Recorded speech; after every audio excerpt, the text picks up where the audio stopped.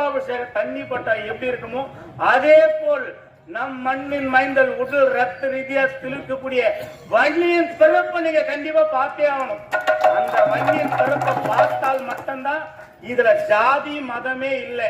வன்னி பிறப்பை பார்த்தா அனைவருக்குமே குடும்ப பிரச்சனை கண்டிப்பா தீரும்.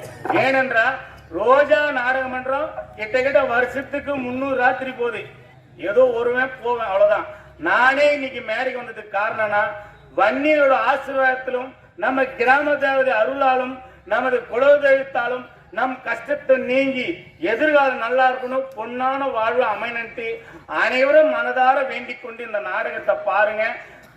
ஆனா எதை செஞ்சாலும் மனசார நம்பி செய்யணும்.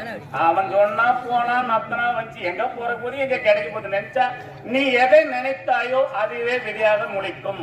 எப்படி நீ எதை நினைக்கின்றாயோ அதுவே விதியாக முளைக்கும்.